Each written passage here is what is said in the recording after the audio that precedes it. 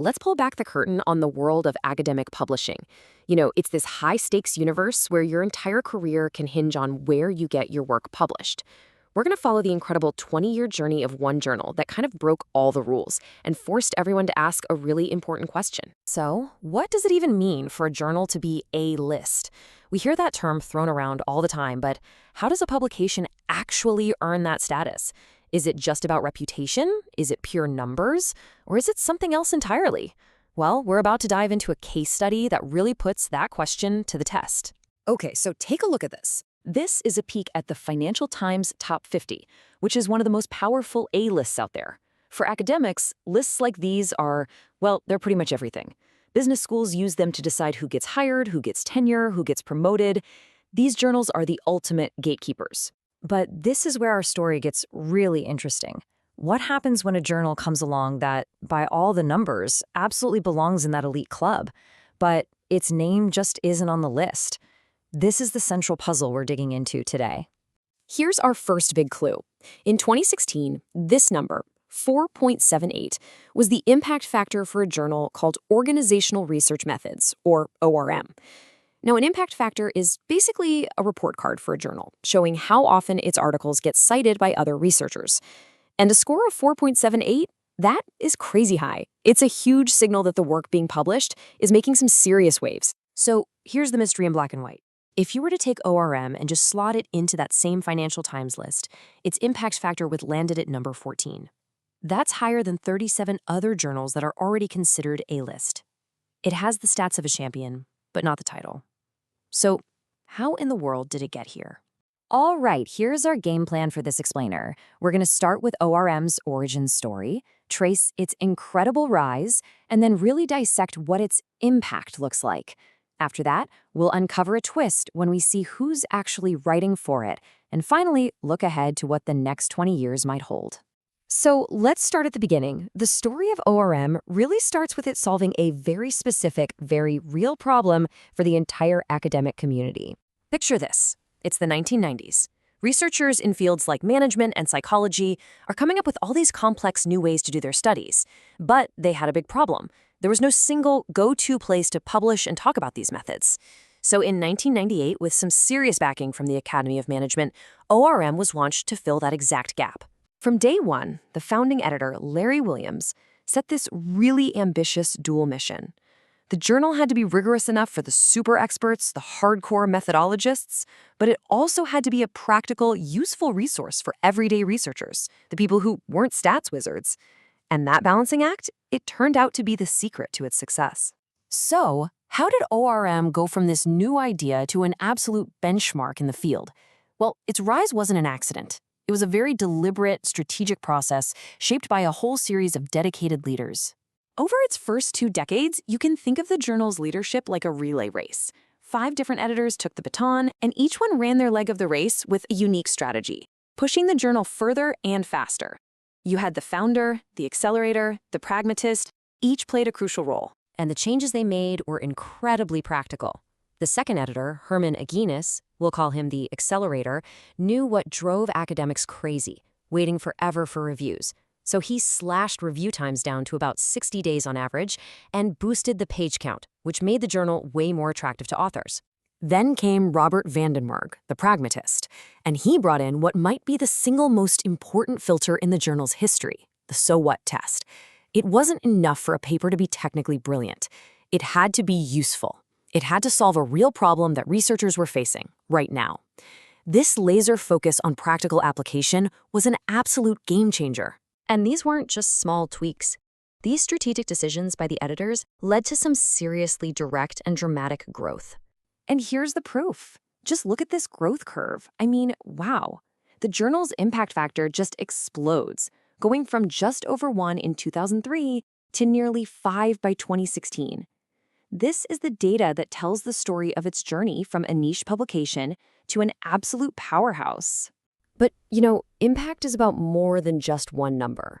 To really understand how influential this journal became, we need to look deeper. So what does that influence actually look like in practice? Let's circle back to that original puzzle. If you place ORM on 3 of the most used A-lists in business schools, it consistently ranks near the top. number 14 out of 51 on the FT list, number 9 at UT Dallas, and an incredible number 4 on the Texas A&M list. The evidence is just overwhelming. And it's not just about citations. ORM articles win major awards. I mean, the Academy of Management's top award for methodology is open to any paper from any journal. It's like the World Cup of methods papers. And articles from ORM have won it 8 times, including an unbelievable 4-year winning streak. That's just unheard of. Now, check out ORM's 5 most cited articles. They tell a really clear story. The topics aren't flashy or obscure. They are the fundamental, thorny problems that almost every researcher runs into: measurement, bias, reliability. This is the practical stuff. And that's the secret sauce right there. ORM became a powerhouse by sticking to that original mission, solving real problems for real researchers. They gave people practical guidance on how to apply methods, not just invent them, and the academic community responded with huge enthusiasm. Okay, but this is where the story takes an unexpected turn. We know ORM is influential, but to really understand its identity, its DNA, we have to ask a simple question. Who is actually publishing in its pages? First, let's look at the type of research. And the data here is crystal clear. ORM is a quantitative journal. I mean, overwhelmingly so. 83% of its articles are all about statistical and numerical methods. Second, what are these studies looking at? Again, we see a super strong pattern. 85% of the articles are micro, meaning they're focused on individuals and teams, not big firms or whole industries. So we've got a journal that's heavily quantitative and micro-focused. The big question is, why? And the answer, it turns out, isn't really about what they're studying, but who is doing the studying. It's baked into the academic DNA of the authors themselves. When researchers dug into the most published authors in ORM's history, they found this really distinct pattern. A solid majority, 57%, got their PhDs in psychology-related fields. So the journal's focus isn't an accident. It's a direct reflection of the people who write for it and the training they received. But that analysis of the top authors, it revealed one final, deeply troubling statistic, one that really complicates the journal's success story in a pretty major way. Let's start with this number. In its first 20 years, a core group of 54 authors were considered the most prolific contributors. These are the people who really shaped the journal's conversation. And now for the twist. Out of those 54 top authors, only 4 were women. Let's just put that 7.4% in context for a second. In fields that are really similar, women make up somewhere between 20 and 30% of the top authors. So this isn't just a small gap, it's a stark gender imbalance right at the heart of the journal's community. So, we've traced this incredible rise, but we've also uncovered this really complex identity. And that brings us to the future, and to the very difficult questions that all of this success has created. You know, reaching the top isn't the end of the journey. In a way, it's the beginning of a whole new one. ORM's influence now forces it to confront some tough challenges about its role and its future. First, there's the question of its audience. ORM is an absolute powerhouse in the micro-research world. But macro-level researchers, the people studying strategy in entire firms, they make up about half of its parent organization. So is ORM really serving them? And then there's the puzzle we started this whole thing with. We've seen this mountain of evidence, the impact factor, the awards, the rankings. So why isn't ORM on those official A-lists?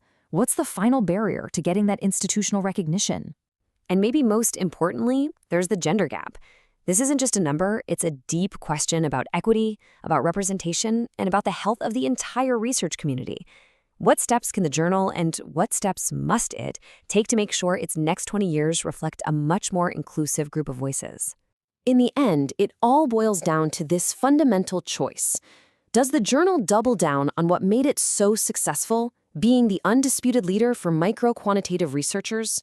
Or does it need to evolve to serve the entire broader management field?